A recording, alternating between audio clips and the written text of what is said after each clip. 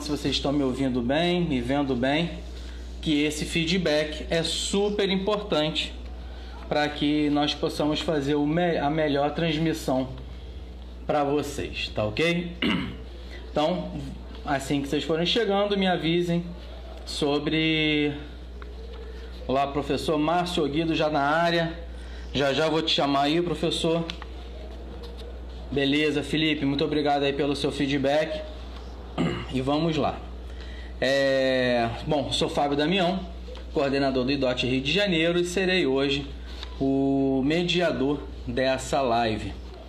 A live que vai contar com o professor Márcio Guido com o tema Correlações anatômicas e biomecânicas das disfunções do joelho.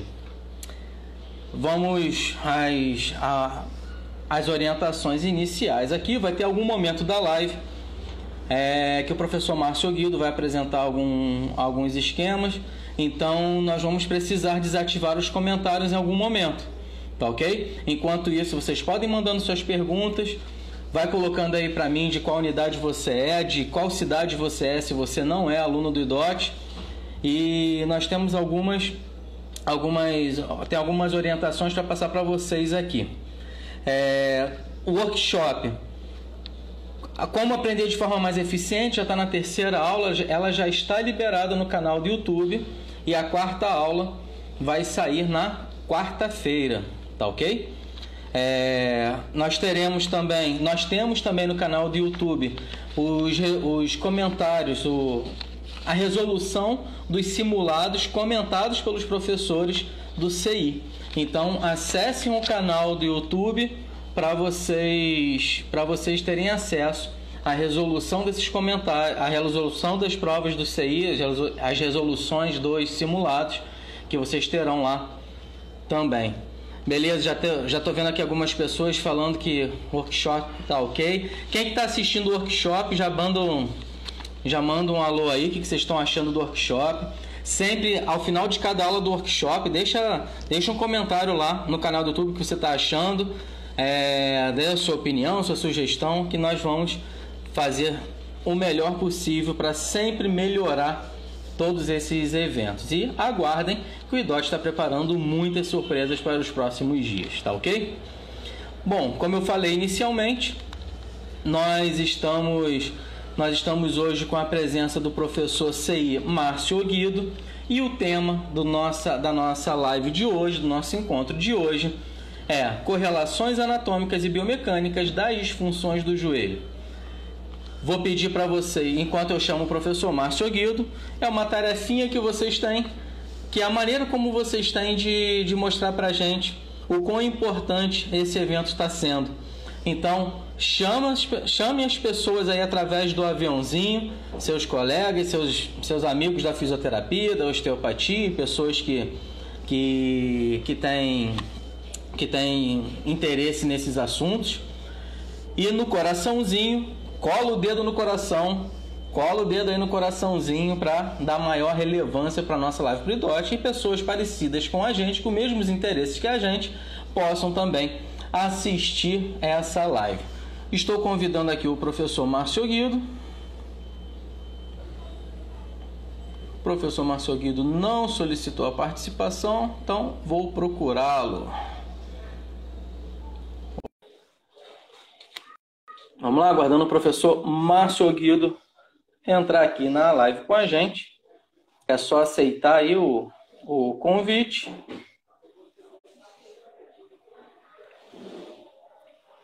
Vamos lá. Opa! Ô, Fábio. Professor Márcio Guido, tudo bem? Como é que tá? Tudo certo?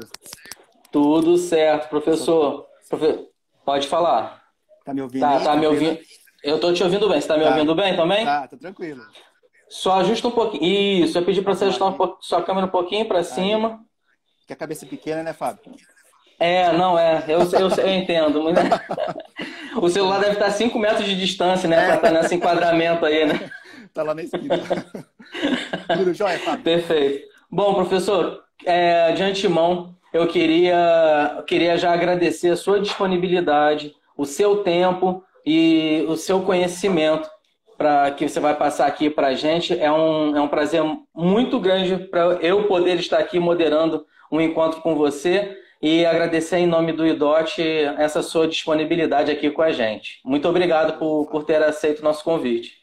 Eu que agradeço aqui a oportunidade de estar falando aqui um pouquinho da osteopatia, né? Sobre o que eu faço todos os dias e que eu mais amo fazer, né? Que é a osteopatia. Então, agradeço aí você, a toda a equipe, né? Do IDOT, tá? Então, às vezes a gente está aqui, né? O que as pessoas veem nós dois aqui, mas tem toda uma equipe, né? Trabalhando, tá? A gente tem que lembrar disso também. Sim. E agradecer toda essa equipe aí, tá? Obrigado aí, Fábio. Obrigado a toda a equipe aí. Perfeito, perfeito. Pessoal, vamos rezar para os deuses da internet nos ajudarem hoje. E quanto mais coraçãozinho você aperta aí, mais os deuses da internet olham pela gente. Então, cola o dedo no coração e vamos lá, professor.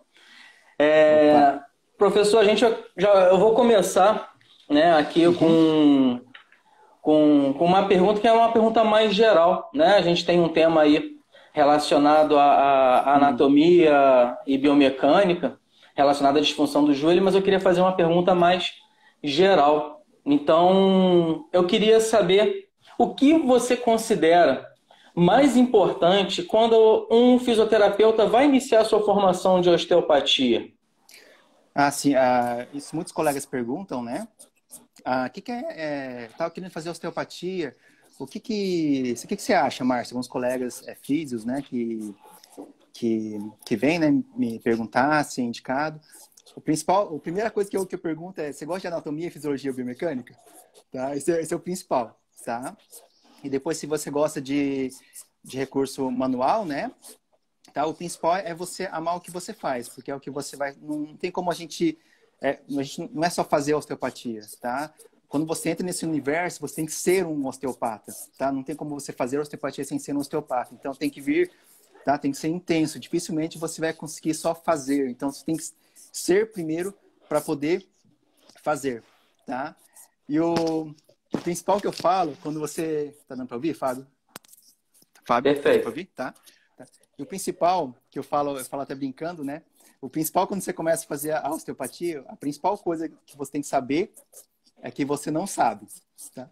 E se você sabe que você não sabe, você vai buscar saber. E quanto mais você souber, mais você vai ver que menos você sabe, tá? Então, você nunca vai estar acomodado. Vamos falar assim, comecei a fazer a formação em osteopatia, quando toda aquela filosofia entrar dentro de você, tá? Você vai querer buscar mais. E quanto mais você buscar, tá? Mais coisas vão aparecer. Quando você termina de ler um livro, vai aparecer um leque para mais 5, 6 livros. Tá? E isso que é o fascinante. Ele nunca termina, porque não são técnicas. Tá? São toda a parte filosófica e tudo isso você vai agregando o conhecimento. E quanto mais conhecimento você tem, mais você vê que menos você sabe. Tá? E é uma busca incessante. Ainda bem. Tá? Então é isso que eu sempre coloco para os colegas aí que me perguntam, né? Antes de começar a fazer a formação de osteopatia. Perfeito, até porque lá nos históricos aí do Dr. Steele, né? Ele fala que a osteopatia, na sua essência, na sua base, ela é composta por 3 elementos, né? Anatomia, sim. Anatomia e anatomia. Sim. E obviamente, a gente expande isso, né? Para fisiologia, biomecânica. A gente entende o que ele quis dizer com isso, que é a base disso tudo. E a minha pergunta foi muito proposital, já sabendo da sua paixão, né, do conhecimento e do ensino aí da osteopatia, tendo como uma base muito forte a questão anatômica. Obrigado, professor. Fala também, Fábio, que não necessariamente um anatomista é um osteopata, mas obrigatoriamente um osteopata é um anatomista, tá? Não tem como discernir isso, tá? Então, sempre eu falo, não tem como você querer seguir essa área, né, essa profissão, sem saber a anatomia. Perfeito, muito bom. E, professor, já entrando no nosso tema aqui, e aí eu vou pedir licença para as pessoas, para os nossos colegas que estão nos assistindo. Assim que eu terminar de fazer a minha pergunta, eu vou desabilitar aqui os comentários para que fique mais fácil o professor Márcio Guido apresentar alguns esquemas. Tá bom, professor? Então, daqui a pouquinho eu vou desabilitar aqui.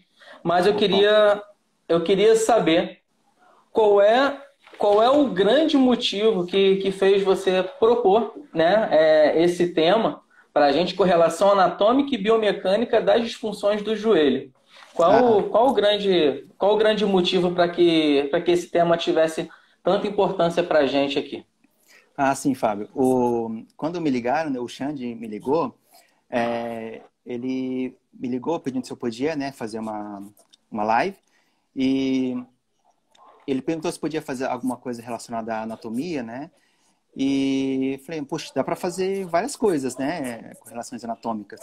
Mas ele falou que como tinha alunos de primeiro, segundo, terceiro nível, e tinha pessoas também que assistem que ainda não são da formação da escola, eu pensei em pegar um segmento que é mais simples, né? E a partir Sim, disso, expandir um pouco mais para ver como que dentro do universo osteopático, né, algumas tá, possibilidades que você pode abordar uma disfunção do joelho. Tá? Então, para pegar um assunto que relativamente todo mundo conhece, né, um joelho, né, e a partir disso expandir, e aí poderia a maior parte das pessoas para ficar mais acessível, né, as informações. perfeito. E aí você poderia apresentar para a gente Sim, isso. esse conteúdo? Isso. Tentei, lembra que não é uma live, né? Então não dá para ser É, como uma aula, tá? Então eu só exato. fiz para tentar abranger de maneira simples, né? A fazer algumas correlações anatômicas. Então, a partir de uma disfunção do joelho, como que a gente pode estar fazendo essas correlações anatômicas e biomecânicas. Tá? Eu fiz um esqueminha aqui, né, Fábio? Como você tinha comentado, eu tinha comentado com você, não sei se dá para ver aqui. Eu vou abaixar um pouquinho o celular, tá? Dá para ver aí, pessoal? Dá sim. Agora, o comentário está desativado, tá, professor? Então, Tá, ok. Então aqui só para vamos ver aqui. Dá para ver a caneta, né? dá. Tudo Só bem. chega um pouquinho mais para o lado, professor. Aqui assim? Por outro lado, por outro lado. É que tem uma outra esquema Ah, aqui. tá bom. Não, então tá ótimo, tá Tá ótimo, ok? tá ótimo. Tá. Ok, Fábio. Então, pessoal, só para exemplificar, né?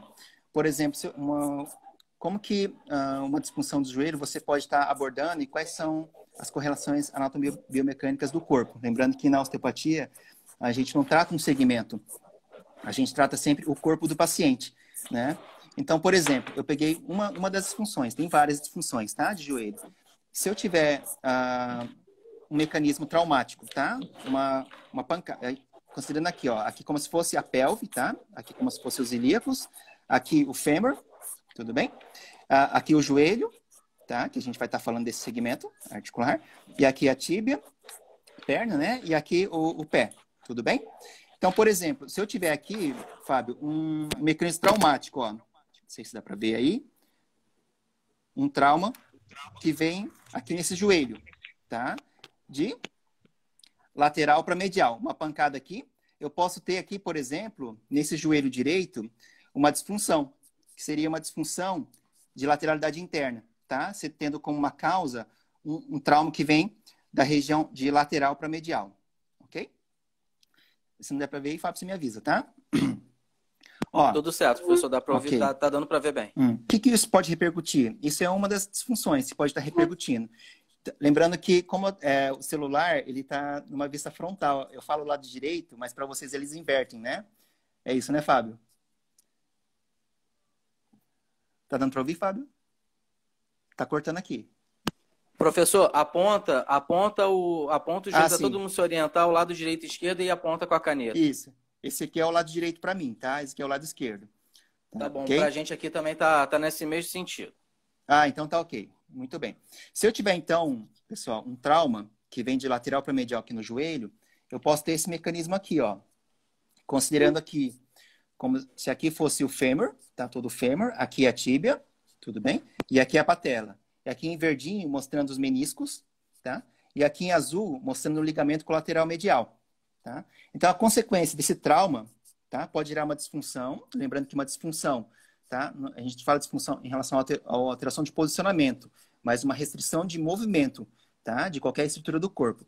Poderia gerar um mecanismo, seria um mecanismo de valgo, tá?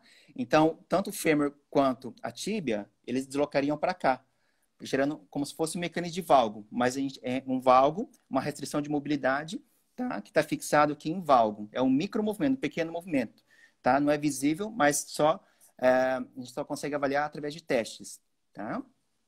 Quando eu tenho esse mecanismo chamado de lateralidade interna de joelho, tá? O que pode acontecer? Tá? Eu tenho aqui um bocejo articular, um aumento do espaço medial, do compartimento medial do fêmur. Isso pode gerar um estiramento nesse ligamento aqui, ó, que é o ligamento colateral medial, ok? Então, o paciente que tem esse tipo de disfunção pode vir com uma dor na região medial do joelho por por um tensionamento, tá? Um estiramento do ligamento colateral medial, tá? Ele também pode vir com uma dor lateral do joelho, tá? Porque nessa região lateral, aqui ele vai gerar uma compressão desse compartimento lateral, tudo bem? Essa compressão, ela pode comprimir o menisco, gerar uma compressão do menisco e também gerar alterações a longo prazo na cartilagem articular, ok? Uma outra disfunção que pode acontecer também é quando eu tenho essa disfunção de lateralidade interna de joelho, tá? Que é um mecanismo valgizante, um trauma que veio aqui e deslocou o joelho para cá, tudo bem? O joelho veio para cá, tá? É o desvio da patela para lateral. Lembrando que eu estou falando de micromovimentos, pequenos movimentos, tá? Que você faz diagnóstico através de avaliação manual.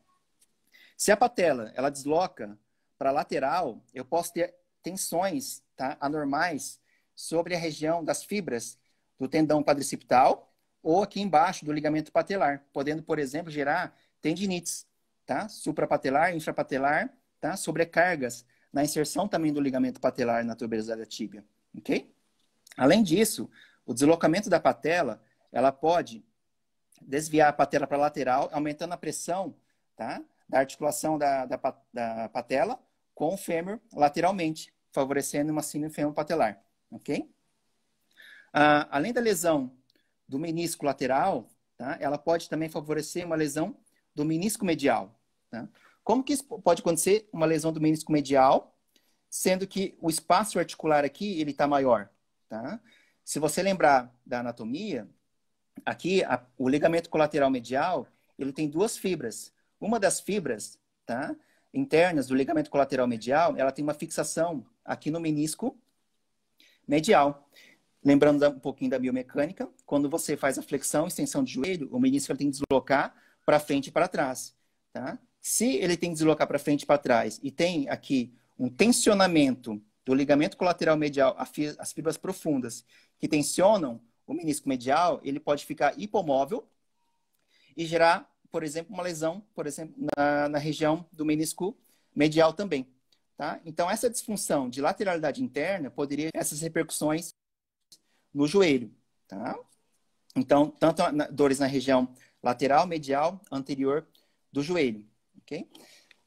Se for um mecanismo traumático, tá? Porém, muitas vezes pode chegar o paciente com essa disfunção de lateralidade interna de joelho sem um histórico de trauma.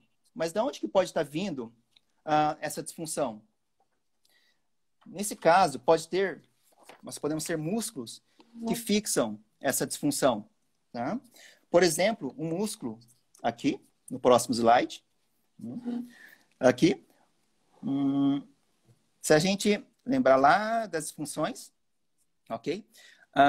Quem já fez o módulo lá de membro inferior, tenta lembrar, tá? Quem não fez o módulo de membro inferior, tenta lembrar também, só não vai conseguir, porque não fez, tá? Brincadeira. Eu tenho aqui o músculo que fixa essa disfunção, que é o músculo tensor da face lata, tá? Ela pode fixar essa disfunção em lateralidade interna de joelho, que aumenta o valgo de joelho, tá? Então, poderia ser esse músculo fixando essa disfunção, tá? Lembrando que se tem um músculo que está fixando, que ele está espasmado, tá?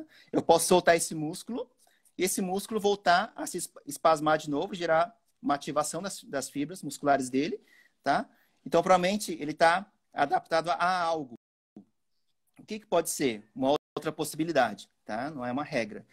Uma outra possibilidade é e quem que inerva esse músculo?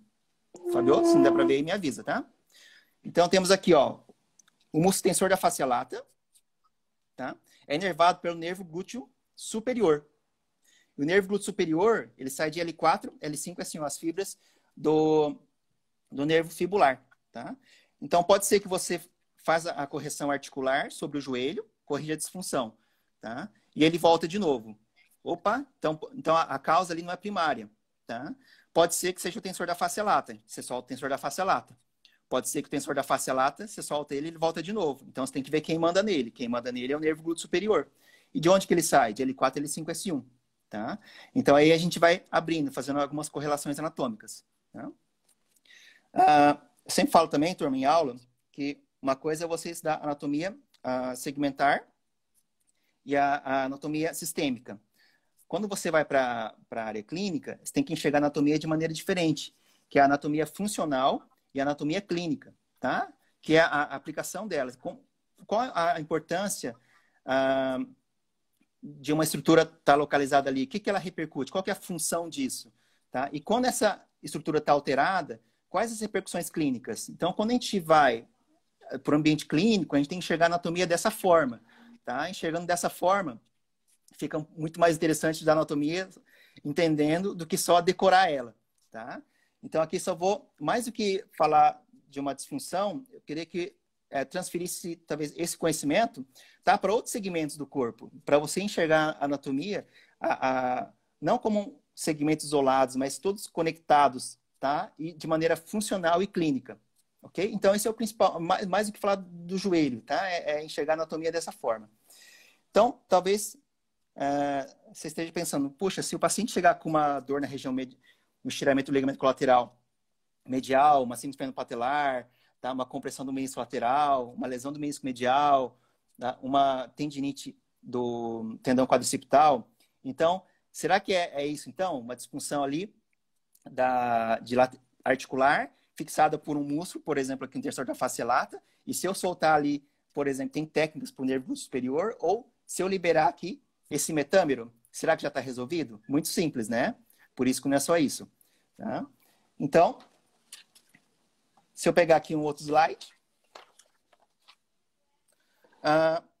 você tem que lembrar também uma outra possibilidade que pode também gerar essa disfunção do joelho. Tem que lembrar que o joelho também é chamado de uma articulação do tipo lane skate. Tá? O que é uma articulação de lane skate? Aqui nessa imagem aqui, o joelho é uma articulação que ela está localizado entre outras duas grandes articulações, tá? É chamada de articulação de lane skate, entre ali o tornozelo, tá? E aqui entre a coxa femoral, tudo bem? Então, se eu tiver uma alteração aqui em cima, na região da coxa femoral, tá? No ilíaco, ou aqui embaixo, ele pode repercutir aqui no meio, tudo bem? Assim como o cotovelo, também é uma articulação chamada de lane skate. A diferença é que no joelho a gente tem mais lesão porque a gente trabalha em cadeia cinética fechada, tá?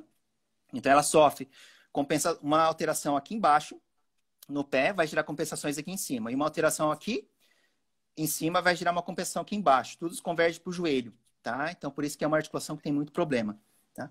Então, por exemplo, você vai lá, faz uma técnica articular no joelho, libera o músculo e libera a inervação. E aí a disfunção volta, tá? Poxa, o que pode ser? Então, uma adaptação de uma disfunção descendente ou ascendente. Uma disfunção, por exemplo, descendente, que vem aqui da pelve, pode ser um exemplo numa lateralidade interna, tá? Pode ser um ilíaco anterointerno, tá? Um ilíaco anterointerno, que vai gerar uma rotação interna do fêmur, tá? E lá embaixo no joelho vai gerar uma lateralidade interna da fêmuro-tibial, tudo bem? Então, a causa não necessariamente é traumática ou por fixação muscular, mas ela pode ser de uma disfunção que vem lá de cima do ilíaco e vem gerando compensações até chegar no joelho, tá? Então, essa é uma outra possibilidade que pode estar gerando essa disfunção, ok? E mostrei aqui uma disfunção que vem daqui de cima e compensa aqui embaixo no joelho. Temos também disfunções que vêm daqui de baixo e vêm compensar aqui em cima, que está aqui no próximo slide. Por exemplo, se eu pegar ali embaixo do pé, tá? Então, só para modelo esquemático. Aqui no pé, uma vista superior, tá? Aqui está o osso calcâneo, aqui está o talos, aqui está o navicular, cuboide, aqui os cuneiformes e aqui os metas, e aqui as falanges, tá?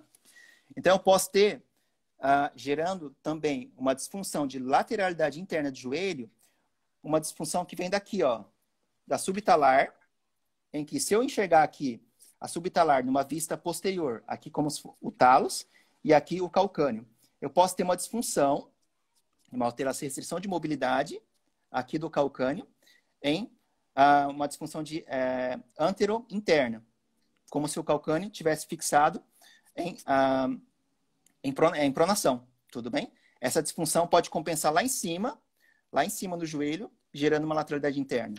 Também é muito comum vir associada aqui o navicular e o cuboide. Se eu expandir para cá, tá? Aqui como o navicular e aqui o cuboide. Uma disfunção de Chopard baixo, tá? Aqui uma rotação interna do navicular e uma rotação externa do cuboide. Essa disfunção poderia gerar uma compensação lá em cima no joelho, tá? Gerando também uma lateralidade interna. Ou também aqui, num outro esqueminha aqui em cima, a partir aqui dos cuneiformes, os 3 cuneiformes, se os 3 cuneiformes estiverem embaixo, tá? Também favorece uma disfunção de lateralidade interna lá em cima no joelho, tá? São disfunções muito comum estar associado com o pé plano, tá? Então, aqui poderia ser uma das possibilidades, como é uma articulação de Landscape, tá? Ela pode sofrer compensações lá de cima e lá de baixo. Então, aqui são possíveis, tá? Algumas, não é só essas disfunções. Muito bem. Talvez esteja pensando, se eu corrigir a disfunção articular, tá? A disfunção articular, trabalhar o músculo, trabalhar a inervação, tá?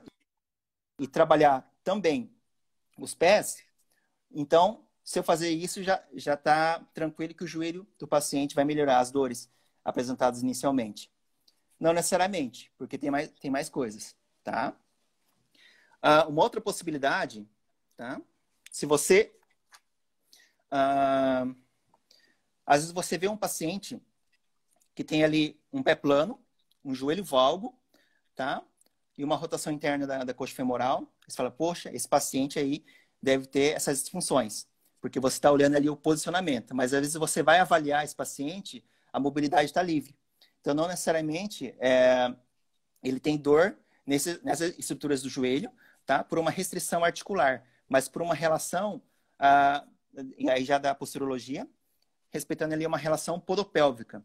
Então, a causa vem de uma alteração do captor podal lá de baixo, pelo tipo de pisada que está apresentando e que está gerando essa lateralidade interna de joelho, tá? Então, aqui, falando um pouquinho, né, bem sucinto, né, da relação podopélvica. Então, esse paciente que tem aquelas disfunções iniciais, tá? As dores iniciais que eu apresentei, ela pode estar tendo aqui essa relação, ó, ok? Então, aqui, aquele mesmo esquema, a pelve, né? O fêmur, a tíbia e aqui o pé. Então, se eu tiver aqui um pé que está indo, um pé plano, tá? Com calcânio valgo, rotação interna da tíbia, tá? Ele vai gerar alterações ascendentes, a relação podo, pé, até a pelve, tá? Gerando uma lateralidade interna de joelho, tudo bem? Aí a causa não é um bloqueio articular, nem uma fixação muscular e nem a inervação do músculo, tá? Mas aqui, a compensação que vem aqui de baixo, gerando compensações que passa aqui pelo joelho, tá? Partindo aqui de um pé plano, calcânio valgo, rotação interna da tíbia, tá? Lateralidade interna de joelho, tá? Um valgo de joelho, rotação interna, joelho, e aqui o ilíaco anterointerno.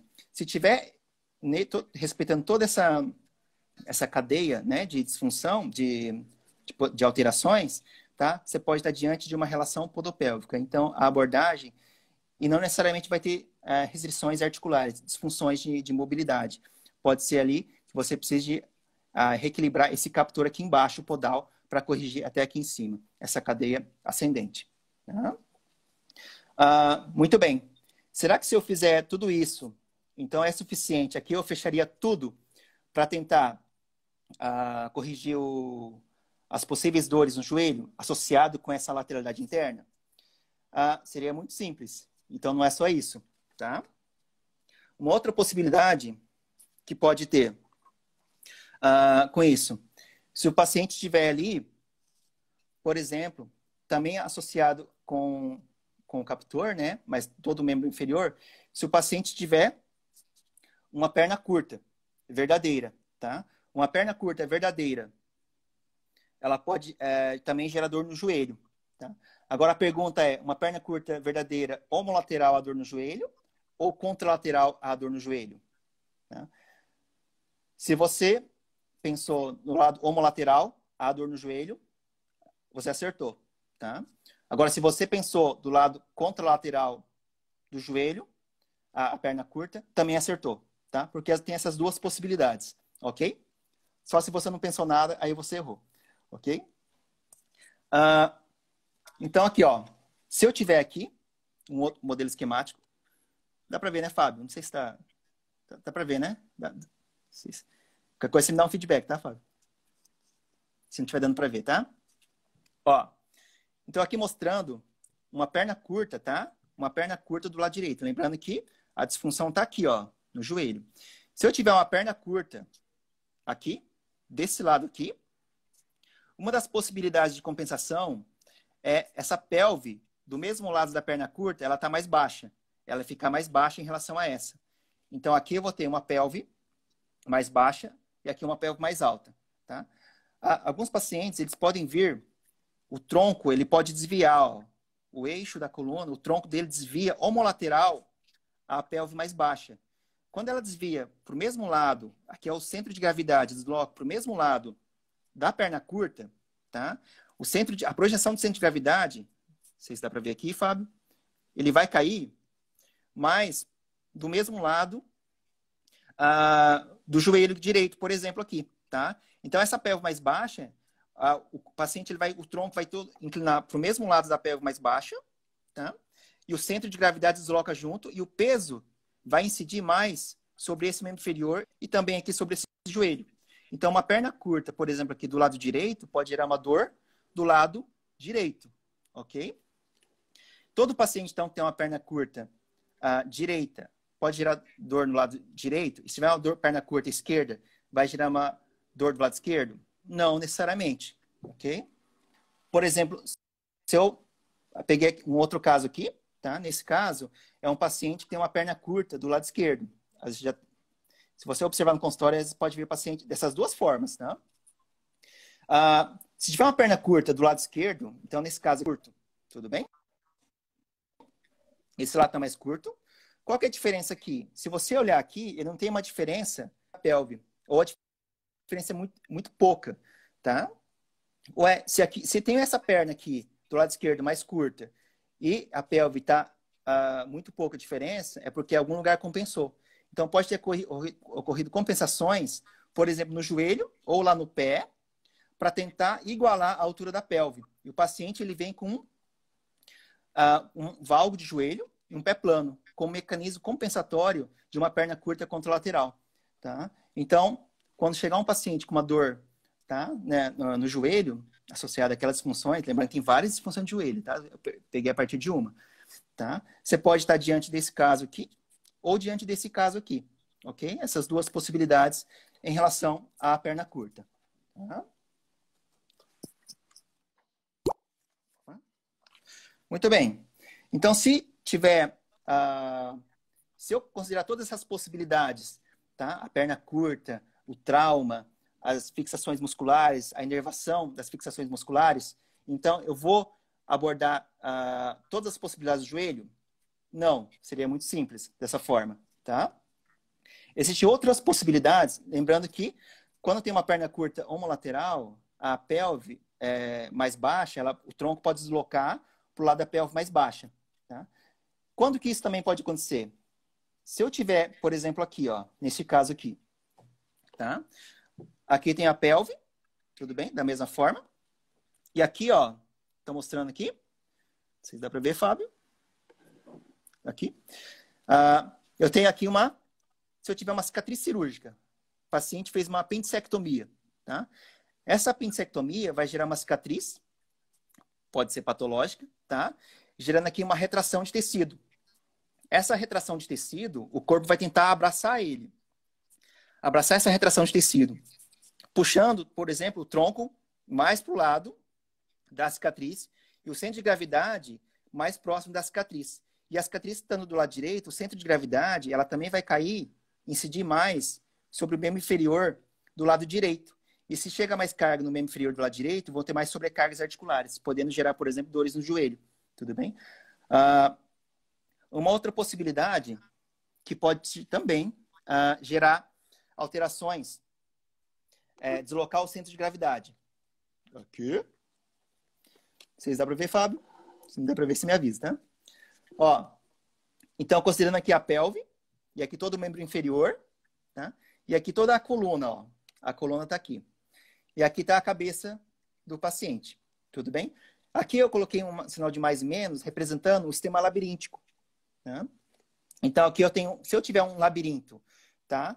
Alguma alteração do labirinto, por exemplo, do lado direito, tá? O que tem a ver o labirinto com dor no joelho direito? Né? Às vezes está lá tratando lá embaixo, tratou a cicatriz, tratou as disfunções, e o problema está aqui em cima, no crânio. Tá? Então, aqui, se eu tiver uma alteração na condição, uma diminuição do impulso, tá? Pode ser um nervo vestibular, que comunica, tá?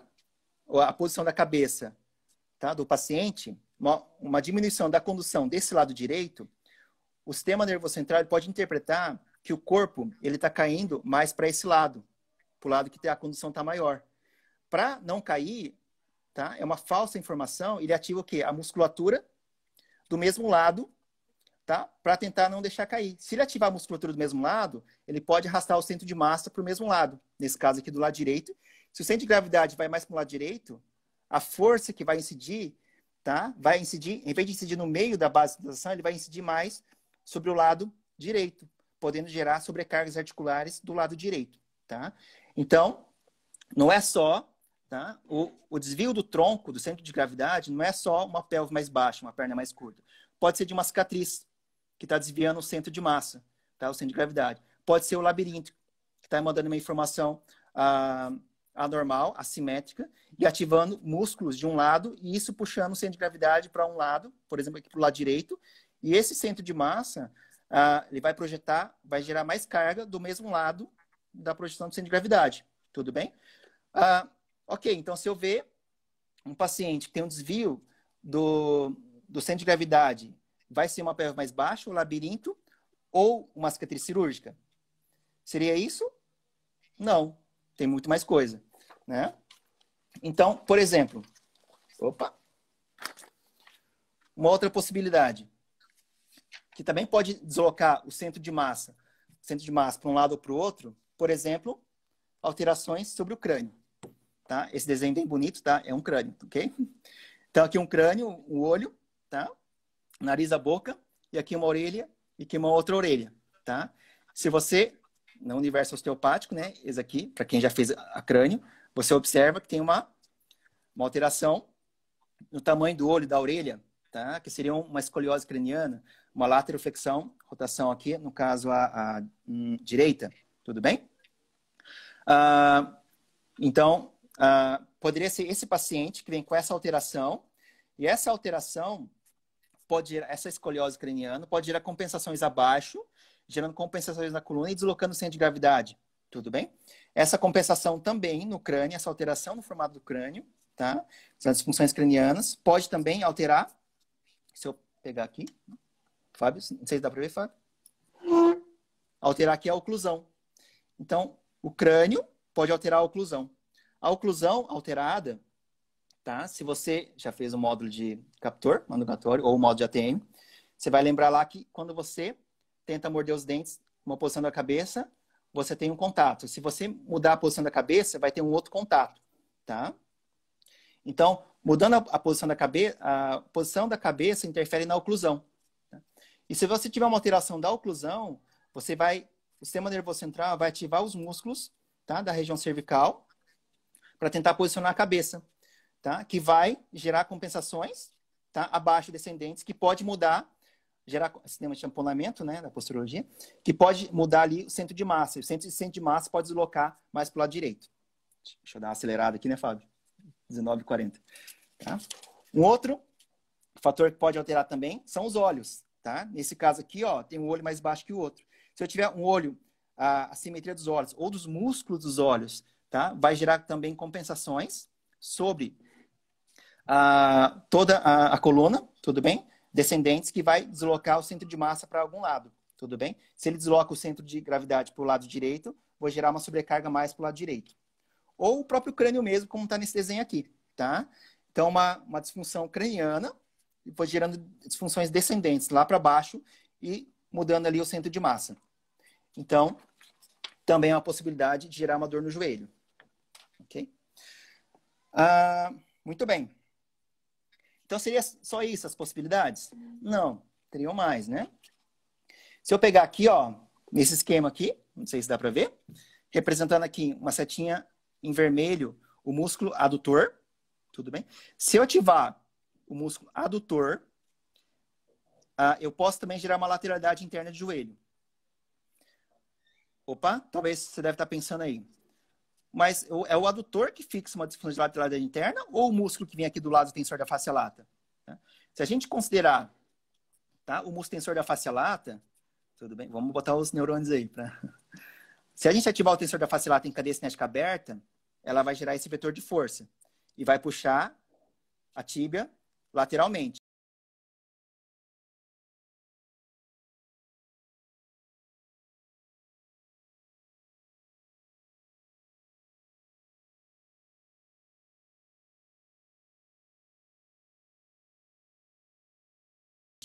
Agora, se eu tiver em cadeia cinética fechada, com o pé apoiado, e eu ativação do tensor da face lata, não tem histórico de trauma, e aí, o que pode ser? Pode ser essa ativação do adutor, em cadeia cinética fechada. Você palpa lá o adutor cheio de ponto gatilho, tá?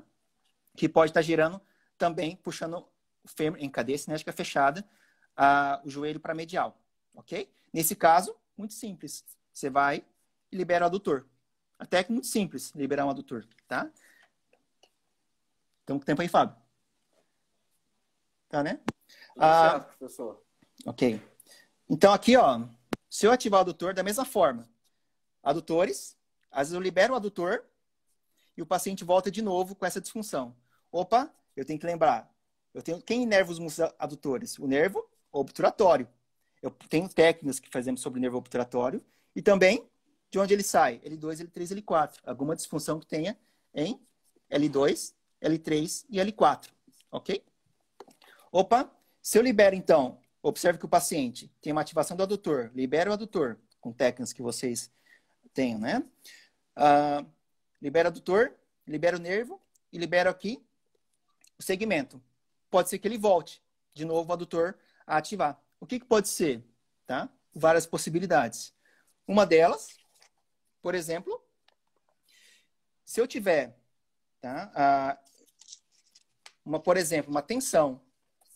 Se eu colocar aqui, ó, então dá para ver que é um neurônio, tá? Um neurônio, que é o corpo celular, tá? O axônio aqui e os dendritos. Se eu tiver, por exemplo, no meio do nervo, alguma lesão no meio do nervo, pode ser uma sensibilização, pode ser uma perda de complacência, pode ser uma compressão ali que não permite o deslizamento do nervo, no caso do nervo obturatório.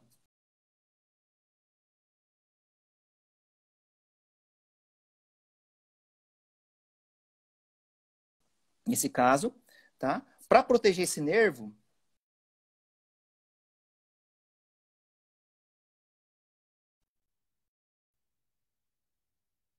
do nervo, tá? Se eu ativo o músculo para proteção do nervo, eu vou lá e solto o músculo, ele libera o músculo, ele vai voltar, porém o nervo está em disfunção, tá? O músculo vai contrair de novo para proteger o nervo, tá? Se ele contrai, ele aproxima as duas peças ósseas para proteção. Então, não adianta você liberar o músculo, aí você vai no metâmero, porém o que está em disfunção é o meio do caminho, é o nervo, tá? No meio ali, no caso ali, o obturatório, tá? Embora seja difícil estar com sensibilização do obturatório, ok? Então, essa é uma outra possibilidade. Opa! Então, se eu trabalhar, se igual um espasmo do adutor, liberar o adutor, liberar o nervo obturatório, trabalhar o metâmero, trabalhar a passagem do nervo, trabalhar o deslizamento do nervo, tá? A complacência dele, Será que então eu vou liberar o adutor? É só isso? Tem mais coisa, tá? Possibilidades. Uma outra possibilidade aqui, lembrando que é a correlação anatômica, tá? Por exemplo, se o nervo e a artéria, nervo, artéria e veia, tá? Eles sempre passam muito próximos, tá? A artéria, ela passa próximo do nervo porque através do vaso nervorum, ela tem um ramo específico que vai irrigar o nervo, tá? E também é importante para a artéria que o nervo passe próximo, porque tem o nervo vasorum, um ramo específico do nervo que inerva a artéria. Então tem uma relação de interdependência. Às vezes você faz todo esse trabalho pensando no músculo adutor, tá? E quem está em disfunção é a artéria. E aí você trabalhando, por exemplo, dá para ver, Fábio? Trabalhando aqui a artéria, você melhora a vascularização para o nervo, e aí normaliza o nervo, que vai mandar um estímulo neural para a artéria. Então, é uma via dupla. Se eu tiver uma disfunção do nervo, uma alteração do nervo, ela pode influenciar a túnica média das artérias, via sistema nervoso autónomo simpático, gerando uma ativação da musculatura lisa da artéria, que para de mandar, altera a irrigação para o nervo, e o nervo que vai chegar para o músculo, altera o músculo, tá? E pode ser um adutor que está puxando, por exemplo, o joelho em valgo, e gerando sintomas no ligamento colateral medial, no menisco medial, no menisco lateral, na patela, tendão suprapatelar e infrapatelar, tá? Lembrando que o nervo recebe influências também do metâmero. Então, às vezes tem um metâmero, um segmento facilitado, um termo osteopático, tá? Segmento facilitado, que altera o nervo, e o nervo altera a inervação para a artéria, e a artéria para diminuir a irrigação do nervo e gera disfunção. Então, fica perpetuando esse sistema, tá? A divisão entre sistemas é a gente que faz, né? Não é uma divisão, é uma divisão didática. No corpo, quando a gente vai tratar, tá? A gente tem que tratar o corpo como um todo, tá? Unidade do corpo, o princípio básico da osteopatia, tá? Não é uma técnica, ok? Muito bem. Então, se eu trabalhar tudo isso, eu posso, então, liberar o adutor? Estamos quanto tempo aí, Fábio? Mais 12 minutos? Posso continuar? Ó, temos aí 5 minutinhos, professor. Tá, vamos acelerar aqui. Ok. Uma outra possibilidade pode ativar o adutor, tá? Então, aqui, ó, se eu tiver aqui a pelve, tá? Aqui, em azul, representando uma víscera, e aqui em alaranjado uma víscera. Em azul aqui, coloquei representando aqui uma... Dá para ver? Uma víscera, tá? Uma retração visceral, tá? Por algum motivo, essa víscera está em retração, tudo bem? Pode ser uma víscera com uma lesão na mucosa, uma cicatriz cirúrgica, tudo bem? Ela está precisando de menos espaço. Para diminuir esse espaço, a pelve, ela tem que fazer o quê? A asa ilíaca, ela tem que fechar. E aqui a parte inferior do pubis, ela tem que abrir. Da mesma forma, se eu tiver um aumento do volume na parte inferior da pelve, tá? Nessa parte inferior. Se eu tiver aqui embaixo um mioma, uma paciente que segura muito para ir no banheiro, aumento do volume da bexiga, aumento do volume do ovário. Se eu aumentar o volume aqui embaixo e diminuir o volume aqui em cima, a pelve ela tem que fechar, fazer esse mecanismo. Para ele fazer esse mecanismo aqui, para diminuir esse espaço e aumentar esse espaço, eu tenho que ativar quem? O adutor. Então, às vezes, faz tudo aquilo que eu falei anteriormente, tá? E aí o adutor continua ativo. Pode ser a relação pressórica das vísceras, o volume visceral, que está influenciando o posicionamento da pelve. E para melhorar o posicionamento da pelve, para melhor funcionamento visceral, eu começo a ativar o músculo adutor, por exemplo, tá? Aí você tem que fazer um trabalho visando aqui essas vísceras, tá? Para normalizar essa relação volumétrica, tá? Se fizer isso, quando acontece isso, ativa o adutor para puxar essa parte inferior da pelve para fora, para aumentar esse espaço aqui, tudo bem? Isso, a ação dela aqui em cima. Aqui embaixo, no joelho, ela vai fazer o quê? Ela vai puxar o fêmur para medial. Se ela puxa o fêmur para medial, o adutor vai puxar em lateralidade interna, tá? Aí, no caso, mostrando a relação. Uma outra possibilidade pode gerar um valgo de joelho, tá? Através das relações pressóricas da víscera na pelve, influenciando o joelho. Será que é só isso? Não. Pode ser também uma víscera que influencia o metâmero, que vai influenciar o músculo, tá? Então, uma víscera influencia o segmento, influenciando aqui a musculatura, tá? E com teste de auscultas, teste específico para víscera, você consegue achar a víscera, tudo bem? Às vezes você está trabalhando só o músculo ou o metâmero e quem está gerando tudo isso é o sistema visceral. Tá? Aqui, uma outra possibilidade. Tá? Se eu tiver alguma víscera, algum órgão, que ela precisa de sangue, tá? Ela está precisando de sangue. Se ela precisa de sangue, o sangue chega através da artéria. Tá? Quem comanda a artéria é lá o metâmero. Tudo bem? Porém, se eu tenho uma víscera que precisa de muito sangue, ela vai, via metâmero, ativar aqui. Porém, no mesmo metâmero, ela vai retirar sangue dos pontos associados àquele metâmero que precisa de menos sangue. No caso aqui, opa, o sistema ósseo. Dá para ver, Fábio? Então, se eu tiver uma víscera que precisa de sangue, sim, tranquilo. o metâmero, ele vai jogar mais sangue para a víscera. Porém, ele vai tirar sangue do sistema que ele precisa de menos de um tecido que precisa de menos sangue, tá? O osso, a pele, tá? E se tira sangue do osso ou do músculo, do músculo não, mas o osso, ele pode gerar também uma dor no osso. Aí você vai lá procurar essas relações que eu falei anteriormente, não tem nenhuma relação, tá? Então pode estar acontecendo essa relação, víscera, artéria e metâmero, e o metâmero tirando sangue de onde precisa de menos sangue e jogando para onde precisa de mais sangue, que a víscera é essencial para a nossa sobrevivência, tá? Muito bem, acelerando um pouquinho. Pessoal, então, e agora? O que a gente faz diante de tudo isso, né, essa informação? Vou avaliar tudo, tá? Então, aqui, na palestra do Zé, né, ele colocou isso bem interessante, porque fica muito jogados e cada um vai para um caminho. Então, que você já comentou do sistema caracol, né? Então, se a gente pegar, então cada um sair para um lado, tá? É muito bagunçado. Então, a gente tem que ir começando por um sistema, tá? Pelo sistema local, tudo bem, Fábio? Aqui pelo sistema local, por exemplo, avalie o joelho, tá? Dá para ver? Avalie o joelho, tudo bem? Sim.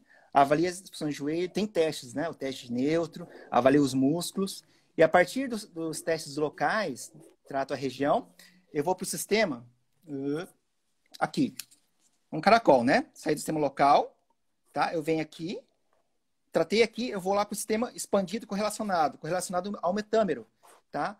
Ao metâmero associado com o músculo, o metâmero associado com a artéria, ao metâmero associado com a víscera, tá? Depois desse sistema expandido correlacionado, eu vou expandir um pouco mais no caracol e eu vou chegar no sistema expandido não correlacionado.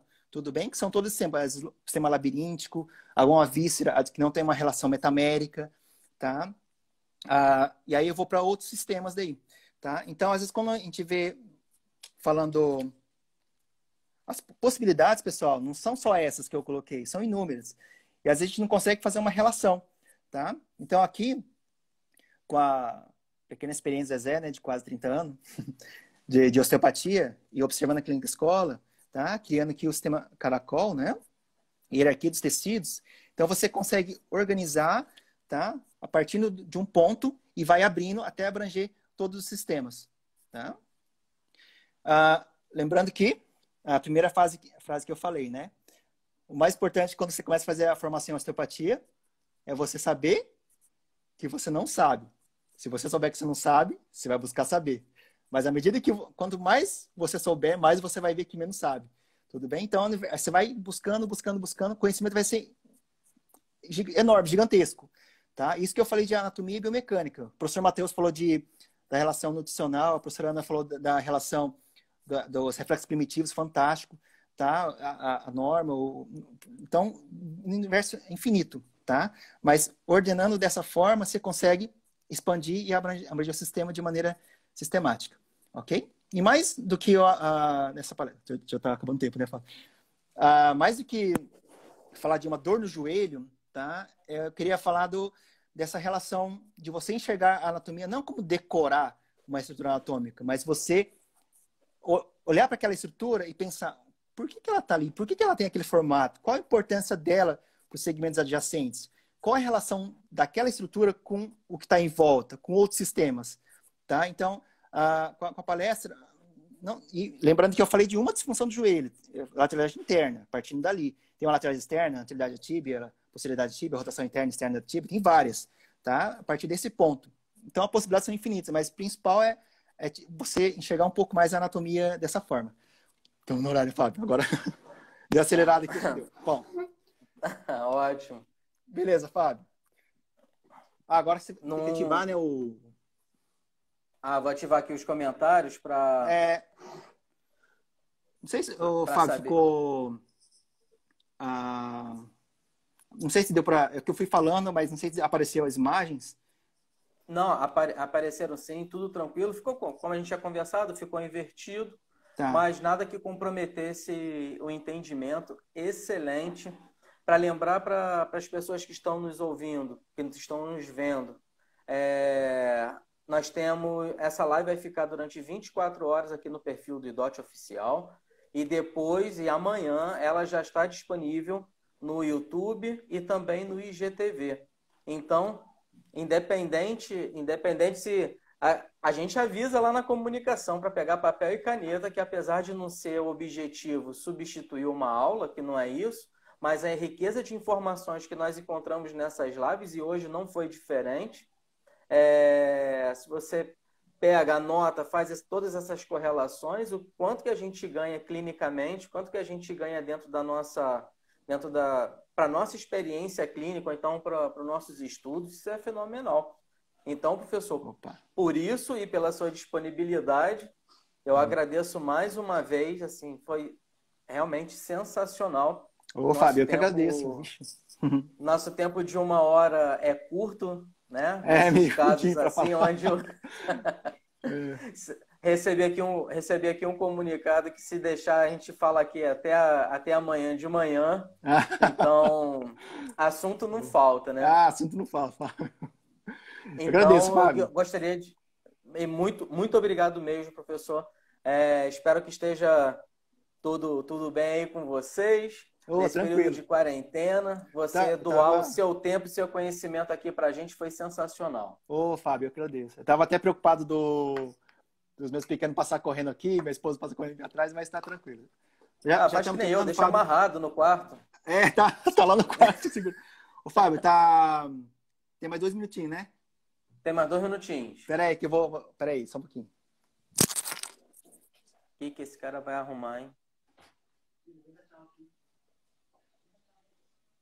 Vamos aguardar.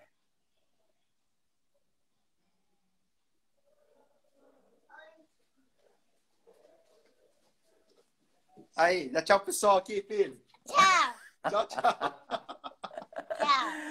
Perfeito. Tem outro aqui. Pessoal.